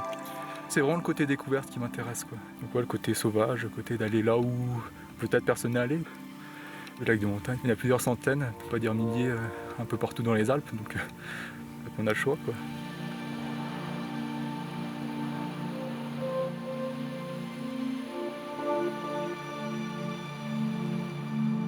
À la fin de l'été, la glace a fondu et les lacs d'altitude ont changé de visage.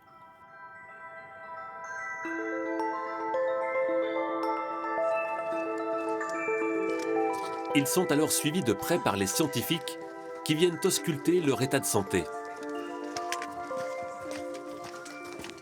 On considère ces lacs d'altitude un peu comme des sentinelles de l'environnement. On espère qu'ils vont pouvoir nous renseigner sur l'évolution de l'environnement par rapport notamment au changement climatique. Ils vont analyser la qualité de l'eau du lac Cornu qui n'est alimentée que par l'eau de pluie et la fonte des neiges. Ils vont prélever des échantillons pour les étudier en laboratoire. L'eau, elle est claire, là. C'est frais. Pour les filtres, il faut bidouiller un peu. Il faut sur l'alu, je l'ai bien mis. Et avant de commencer leurs analyses, ils ont un petit rituel. Nous, on remplit nos gourdes quand on arrive ici et chaque année, on boit. Donc là, par exemple, c'est le millésime 2016, donc santé. C'est clair.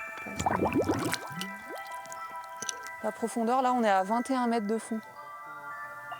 Ce lac est né il y a plusieurs milliers d'années sans être alimenté par aucune source.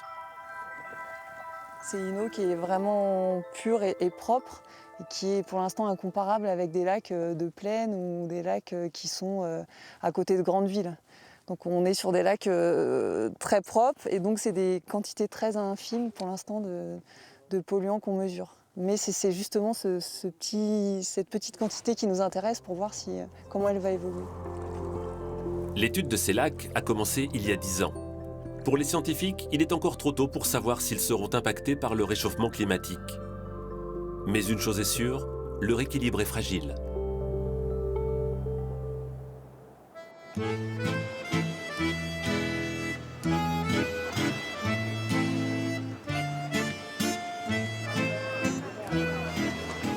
Il a vraiment du cachet, ce marché au milieu de la vieille ville.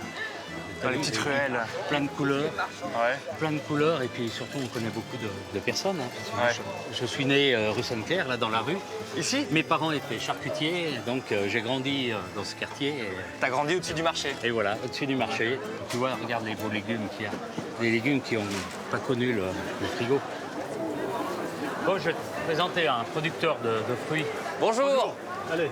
Bernard, salut Bernard. Ça va? Ouais. J'en prends combien? Allez, 6, 7.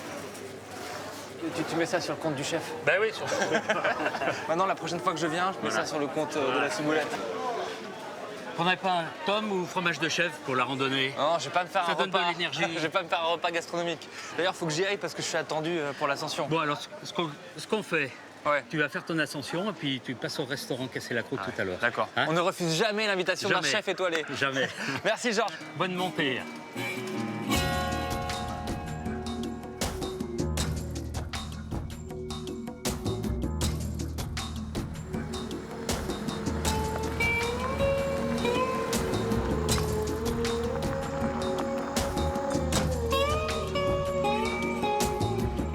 Salut Nathan. Salut. Ça va? Ça va nickel. Ouais. Bonjour. Salut Antoine. Anne. Raphaël. Salut. Ça va? Ça va. Allez. Allez. C'est parti. On va se faire une bonne promenade. Ouais. Ça va? Tous des professionnels de la slackline? Professionnel, non, mais passionné. Des passionnés, ouais. Passionné? Ok. Et là, on va commencer l'ascension du Parmelan. Ouais, tout à fait. C'est ça. On va partir par là. Ah, la gardienne. Gardienne du Parmelan. Je crois qu'on la voit pas.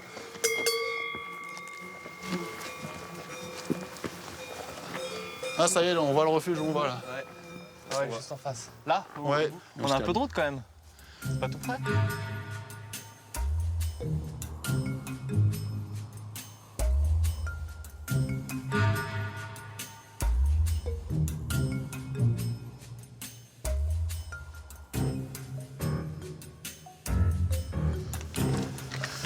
Voilà, on commence à avoir un sacré panorama.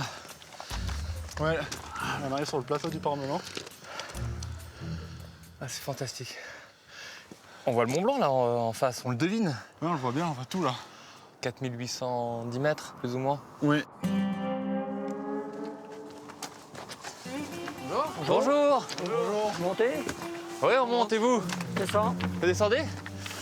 C'est pas mal pour faire une pause ici. Oui, super. Vous voulez un peu d'eau? Oui, allez. Ouais. Brère un coup, paye à brère aux ouvriers, comme on dit. Pas toi. On dit comment? Paye à brère aux ouvriers. Ok, ça veut dire... Paye à boire aux ouvriers. Ouais, Là, allez. on n'est pas des ouvriers puisqu'on marche. Alors, santé. Santé. Ça fait combien de fois que vous montez au Parmelan? Ben, une trentaine de fois dans l'année. Ah ouais, quand même. Oui, oui. Et c'est quoi votre saison préférée? L'automne et l'hiver. Pour les couleurs déjà, et puis les champignons, et puis surtout l'hiver, les tempêtes de neige, et puis la solitude. Et comment vous expliquez cette formation calcaire sur ce plateau? Ben ça, c'est les glaciers. Les glaciers descendaient jusqu'à Lyon, et ce qui a formé toutes ces concessions de la Piale. Puis c'est un autre monde derrière, c'est sauvage, vous avez des chamois de l'autre côté. Voilà, quoi. Bah, merci beaucoup. Ben, bonne de descente. rien, merci. Ouais. Au revoir. À bientôt, Harvey. Harvey, pardon. Merci Harvey. pour les conseils. Salut.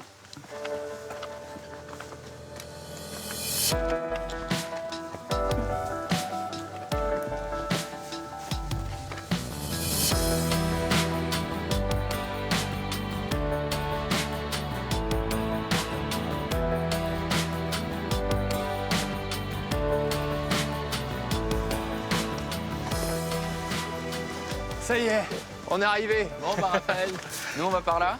Ok. On te laisse boire un coup. Et puis, Vous allez mettre la ligne? Ouais. Ok, ça marche. On va aller vite. Bon, à tout à l'heure, je vais boire un verre. À toutes. Salut.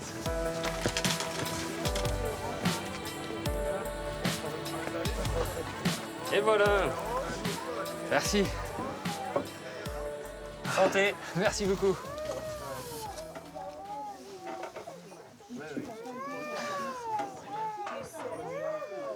Ça bosse dur? Dur. Et Ouais. Pascal. Ça te dérange pas si je fais un petit tour? Pas de problème, fais Faut donc, jeter un coup d'œil. pas de souci. Il a du charme ce refuge. Avec le poêle au milieu. Et les dortoirs sont où? Alors les dortoirs, tu peux, ils sont juste derrière toi, tu peux Ouais. monter les petits escaliers, Attends. attention, il est un peu raide. Ouais, j'ai Voilà. un coup d'œil. Hop. Ah ouais. T'as combien de places? Là, en gros, on a 45 places sur les deux bâtiments. Il est dans son jus encore? Oui, refuge assez rustique et authentique. Il a été créé à l'initiative de Camille Dunant à l'époque. Le refuge n'a pas beaucoup changé. Depuis 1883 qu'il a été créé, c'est un peu toujours le même. Ouais. Un peu plus de confort, les gens dorment plus dans la paille au-dessus des bêtes, mais par contre, c'est toujours un peu le même bâtiment et c'est ce qui fait son charme.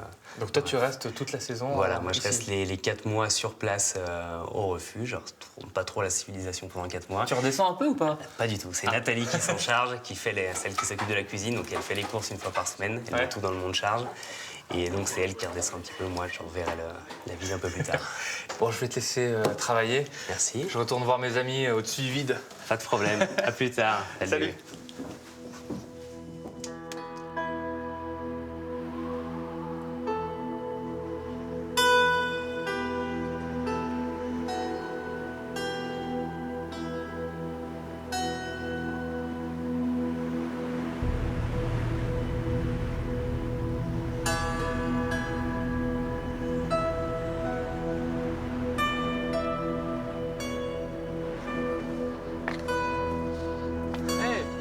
Ça va? Ah non, je vais pas voir ça. Attends, on est d'accord, il est assuré? Il est assuré, ouais. Il est assuré à la corde qu'on voit, la corde rouge. Ouais. Donc s'il tombe, il tombe dans son baudrier. Il y a combien de mètres là en dessous? Une trentaine de mètres à peu près. Un peu plus quand même si on va un peu plus loin. Là, Un peu plus parce qu'on a une ouverture sur une falaise qui fait 200 mètres après. Donc on a une énorme ouverture. Et là en bas, t'es à 300-400 mètres plus bas. Tu vois, le moindre déséquilibre peut t'emmener à la chute. Voilà. On va voir de l'autre côté? Ouais, on va changer d'angle. Ouais. Allez.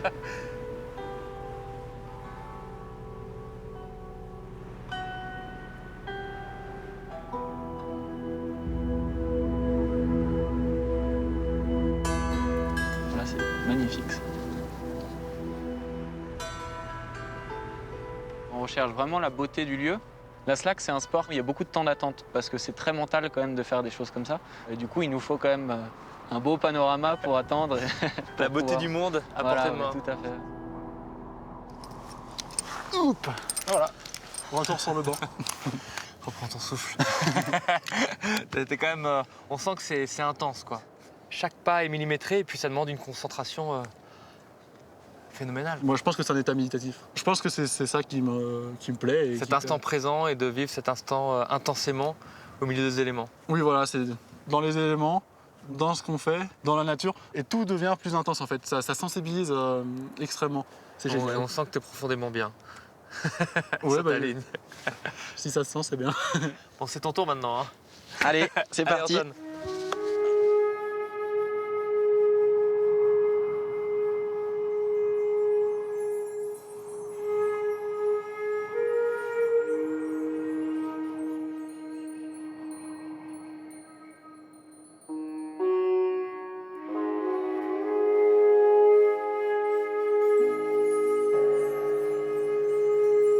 Antoine?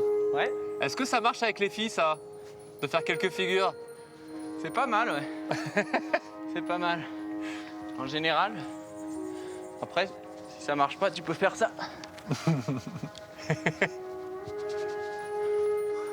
En tout cas, ces petites figures d'Antoine concluent parfaitement cette journée d'ascension en Parmelan avec ta super équipe. Merci Mao, merci Antoine. De rien. Merci Nathan. Merci à vous. Ouais, c'était génial de t'avoir et puis de pouvoir te faire découvrir. Et puis je vais m'entraîner. Eh bah oui. Comme ça, la prochaine fois que je viens, je pourrai essayer. Voilà. Une petite dernière figure, Antoine?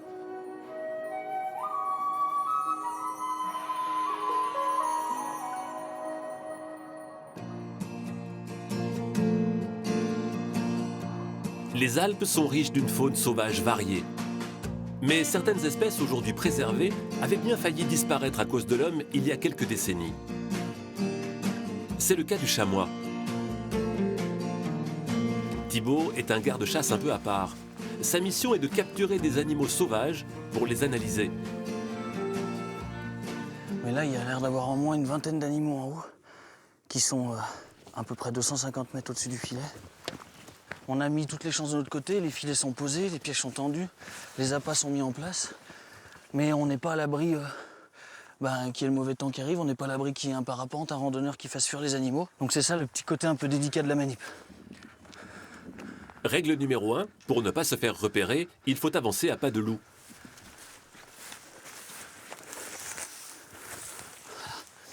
Là, on est obligé de se baisser parce que, tu vois, les animaux en ligne de crête qui sont juste là-dessus.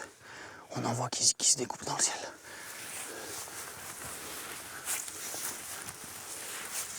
Les chamois se rapprochent, attirés par la nourriture cachée sous le piège. Simon, vous vous préparez, on va pas tarder de déclencher, vous m'entendrez crier, d'accord? Donc vous vous préparez, vous vous tenez prêts, on va pas trop attendre, il y en a 3 dessous. Ok, pas de soucis, on prend les sacs. C'est prêt. Attention, c'est parti. Allez, on se dépêche! Allez, fonce là-dessus, fonce, fonce, fonce! À gauche, à gauche. Donc là, maintenant, c'est le compte à rebours, il faut aller le plus vite possible. Ça va pour tout le monde? C'est bon? C'est bon. Donc là, on va leur lier les pattes, de manière à déjà sécuriser la zone. Voilà. Impeccable. Donc là, on lui met simplement une chaussette découpée autour de la tête, une bonnette, qui va permettre qu'il ne voie plus ce qui se passe autour, et tout simplement qu'il se calme progressivement. Mets à côté de l'eau. Fais gaffe, l'autre, il s'énerve là-bas. Avant de les relâcher, Thibaut va les examiner de la tête aux sabots. C'est un animal qui est passionnant, c'est un animal qui est hyper adapté à la montagne. Il n'y a pas un autre animal qui est adapté comme ça. Au niveau du cœur, au niveau des pattes, au niveau de la musculature et de l'ossature, c'est un animal qui est assez impressionnant pour ça. Hop. Voilà. Donc tu mets 28 kg 3, 28 kg 6. 326 à gauche, 189 à droite. Donc là, la veine, tu vois comme elle ressort, normalement, tu peux pas trop la rater. Donc là, la prise de sang, après, ça va partir en laboratoire à Chambéry. Et ça va nous permettre de savoir si l'animal est en bonne santé. C'est bon, tu peux relâcher le point de compression, puis tu lui fais un tout petit point là. Voilà.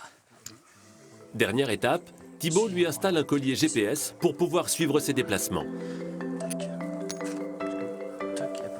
Et tu le lâcheras derrière la mer une fois qu'il sera parti. Enlève la bonnette. Vas-y, lâche. Laisse aller. Vas-y, lâche-le. Chaque été, Thibaut et son équipe capturent ainsi une cinquantaine de chamois. Des opérations qui améliorent la connaissance de l'espèce et participent à son équilibre. L'autre espèce emblématique des Alpes, c'est le gypaète barbu, l'un des plus grands rapaces d'Europe. Marie et Théo suivent au quotidien cet oiseau mythique. Après des heures d'observation, leur patience va être enfin récompensée. Là, et vraiment proche. Ça reste quand même une espèce relativement rare parce qu'il n'y en a pas beaucoup. Il n'y a que 11 couples dans les Alpes, les Alpes françaises. Ça ne fait pas beaucoup. On continue à aller sur la gauche. Le gypaète avait complètement disparu des Alpes au siècle dernier. Il a été réintroduit dans les années 80, notamment grâce à ce refuge dans lequel Marie travaille. C'est un endroit unique en France. C'est un centre d'élevage dédié à la reproduction en captivité du gypaète barbu. 4 gypaètes vivent dans ce lieu qui n'est pas ouvert au public. Voilà, donc on leur met du bœuf ou du lapin. Ces oiseaux-là ne seront pas relâchés, car ils sont un peu vieux. Mais ils servent à perpétuer l'espèce. Donc c'est un couple qui est bien apparié.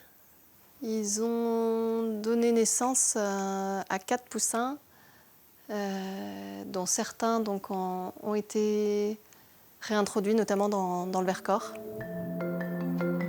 Aujourd'hui, c'est un jour un peu particulier pour ces gypaètes. La visite annuelle du vétérinaire.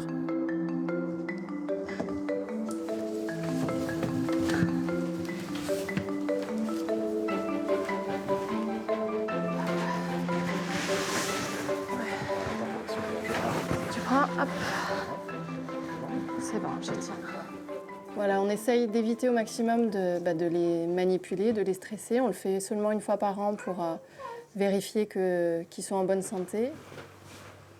Au siècle dernier, ses yeux cerclés de rouge ont alimenté les superstitions les plus folles.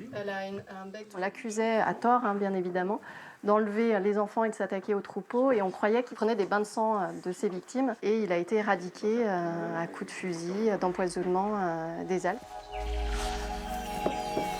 Grâce au programme de réintroduction, le gypaète a été sauvé. Aujourd'hui, il est chouchouté. C'est même devenu l'un des trésors de la Haute-Savoie.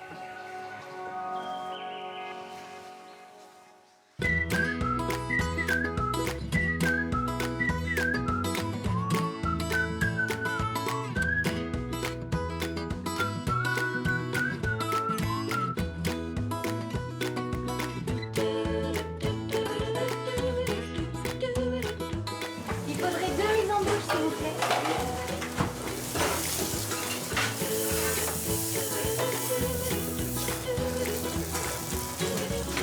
Georges. Oui. Raphaël. Le coup Comment de feu ça va a déjà été lancé? Bien passé cette montée au Parmelan? Oui. Et la descente? Ah, fantastique. Tu travailles sur quoi, là? La ferra. Ouais. La ferra du lac. Ouais. Et puis là, j'étais en train de m'occuper d'un homard qu'on va faire griller. Et puis les petits légumes du marché. tous les légumes du marché qu'on a achetés ce matin. Les petites courgettes, les petites carottes, les oignons. Dans une demi-heure, j'ai terminé mon service. Et puis si tu veux, on va à la maison. Je vais te faire un plat là-bas. Super, un chef à domicile. Et voilà. Ok, je te laisse finir. Formidable, merci. À tout de suite.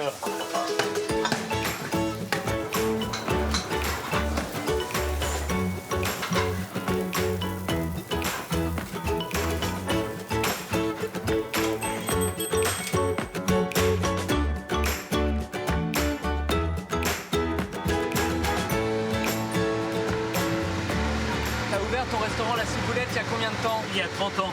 Avant, je fais un tour de France. J'ai travaillé en Provence, dans le Pays Basque, à Paris, à Lyon. J'ai fait un parcours d'une dizaine d'années dans des grandes maisons pour acquérir toutes les bases nécessaires à la cuisine. Ouais. T'as acquis ta première étoile Michelin en quelle année? Il y a 10 ans. Il y a 10 ans. Aujourd'hui, on a quand même un grand succès parce que le restaurant est toujours plein. Donc, c'est un signe. Ah, c'est bon signe. Au bout de 30 ans, c'est très bon signe.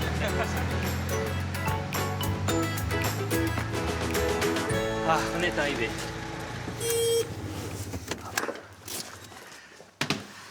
Voilà, donc on a les écrevisses, toutes belles et vivantes. Ok. Et puis là, les poissons du lac. Magnifique. Alors on va s'occuper de la truite. On va faire une mousseline de truite. Mais attends, il y a les écrevisses qui sont en train de partir là.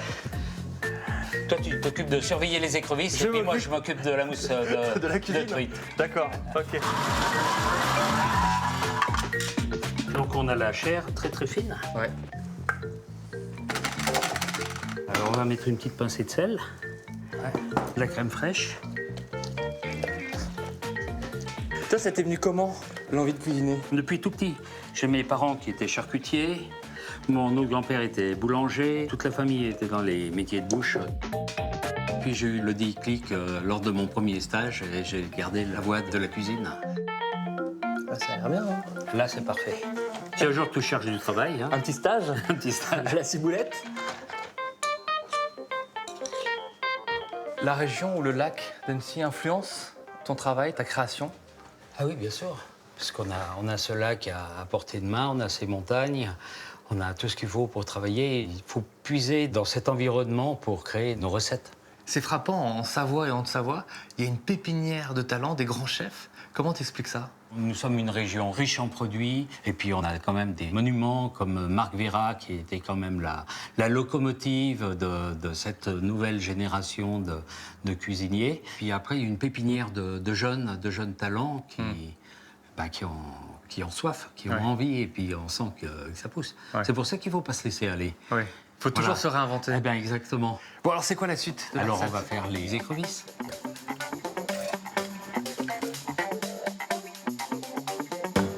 Et c'est parti.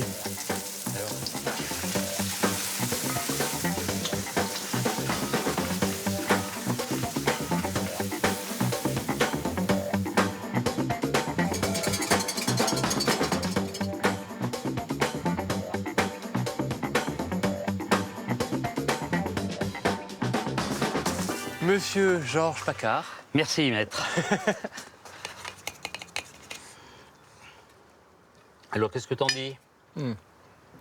Tu as avec une truite du lac, quelques écrevisses, Ouais. 2 louches de crème, et voilà.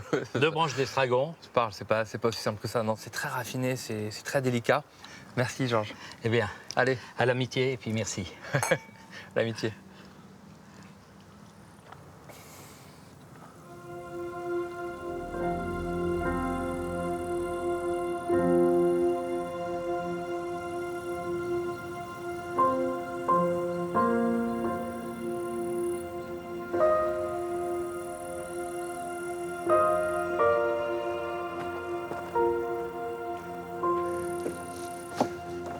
Alors, assieds-toi Ouais, et profite. incroyable. C'est la récompense, ça. C'est une vue juste magique depuis le col de la Forclaz. Tu peux pas t'en lasser, hein. Tu viens t'installer ici. Tu es baigné par toutes ces montagnes environnantes. Ton terrain de jeu de tout le week-end. T'as encore quelques petits parapentes de ci, de là, dans le ciel, tout autour. C'est un endroit magique. Ah, c'est extraordinaire. Vous avez tout ici. La beauté lumineuse et calme du lac qui invite à la méditation, la puissance minérale des montagnes qui se transforment en terrain de jeu pour les enfants, et puis la douceur des alpages qui vit au rythme des tintements de cloches. J'ai pris un grand bol d'air frais, je me sens bien, ressourcé. Et c'est sûrement parce que cette terre de Haute-Savoie et de Savoie nourrit le corps, l'âme et l'esprit. Alors encore merci pour ta gentillesse, ton accueil et puis tes conseils avisés. Mais tu reviens quand tu veux, Raphaël, t'es le bienvenu ici. Merci à toi. Merci Stéphane.